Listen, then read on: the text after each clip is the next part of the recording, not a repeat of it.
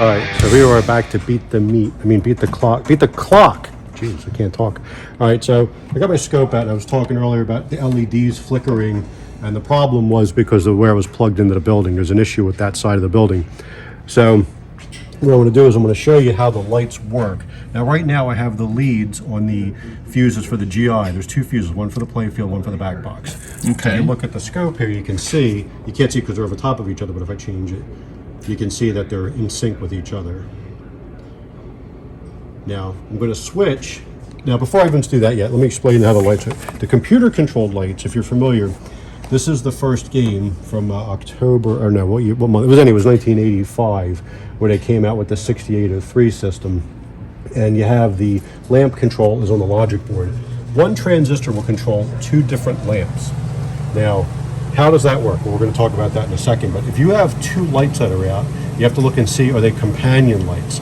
So I think it's this O is actually tied to this. This is the match light here.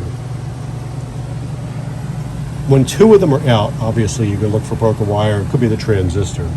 If two of them are staying on, you have another problem. But they're always in pairs.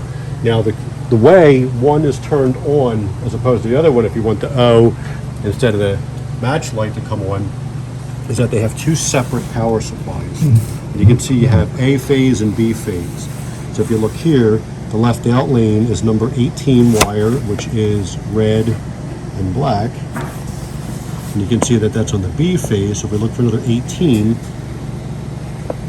just going to scroll down the line here a little bit. It's over here. So time 20 and the left out lane are companion lights. Yeah, that's on A phase, it's on B phase. And if you look over, they're both on the same transistor, Q49 and Q49. The way they're powered, I'm going to switch the leads.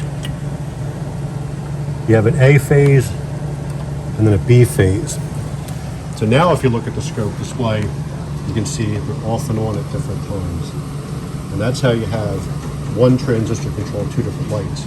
So when A phase is on, the game knows it, and it'll turn on whatever light it wants on. That's on the A phase. If it's time 20 lit, it'll do that when A is powered, and then vice versa when B is powered for the left out lane.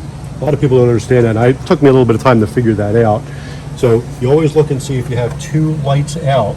One's out, mostly just the bulb or the socket. Now that's why they have diodes on here.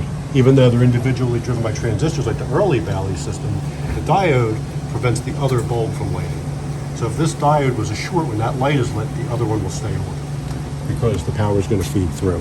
So the diode isolates it. So if the light doesn't light at all, the diode's open. If the other companion light is staying on, then you got to look at the diode. Good. And you would look at that diode, not this one, because this one keeps this one from lighting and this one keeps that from lighting. So it's really pretty simple.